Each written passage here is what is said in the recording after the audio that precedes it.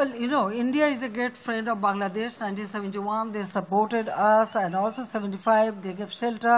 ভারতকে যে দিয়েছি সেটা ভারত সারা জীবন মনে রাখবে। আপনাদের এই দান কোনোদিন আমরা শোধ করতে পারবো না। ভারত আমাদের প্রতিবেশী, সবচেয়ে বড় প্রতিবেশী, আমাদের বন্ধু।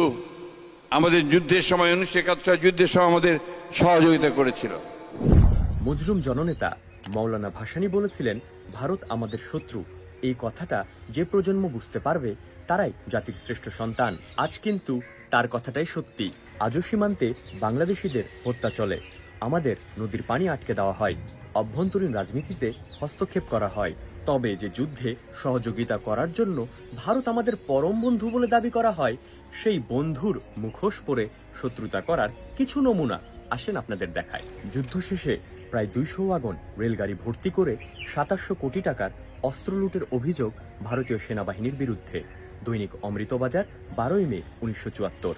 1971 সালের মুক্তিযুদ্ধের সময় ও যুদ্ধ পরবর্তী সময়, বিশেষ করে ডিসেম্বর 1971 থেকে মার্চ 1972-এর মধ্যে ভারতীয় সেনারা 2160 কোটি টাকা সমমূল্যের 70 থেকে 80 লাখ টন ধান, চাল, গম, 400 কোটি টাকা সমমূল্যের 50 লাখের উপর পাটের বেল, 1500 কোটি টাকা সমমূল্যের ত্রাণ সামগ্রী পাচার এবং প্রায় 1000 কোটি টাকা সমমূল্যের যুদ্ধাস্ত্র, ওষুধ, মাছ, গরু, বনজ সম্পদ লুট করে নিয়ে যায়।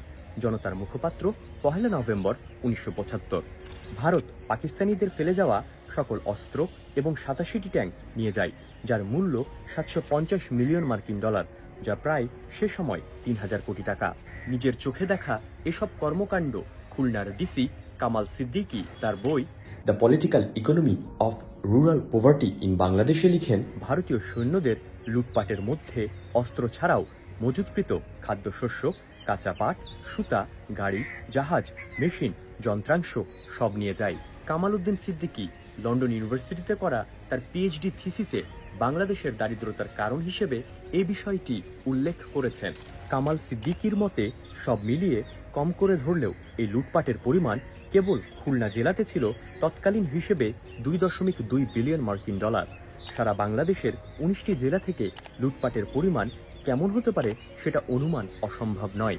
বাংলাদেশের শিল্প কারখানা থেকে যন্ত্রাংশ চুরি করে আগরতলায় 5টি নতুন পাটকল স্থাপন। আখতারুল আলম দুঃশাসনের 1338 রজনী। আবুল মনসুর আহমদ আমার দেখা রাজনীতির 50 বছর বইতে লিখেছেন, যুদ্ধের পর সীমান্তের 10 মাইল এলাকা ট্রেডের জন্য উন্মুক্ত ঘোষণা। এর ফলে চোরাচালানের মুক্ত এলাকা গড়ে উঠে, পাচার হয়ে যায় দেশের সম্পদ। ভারতে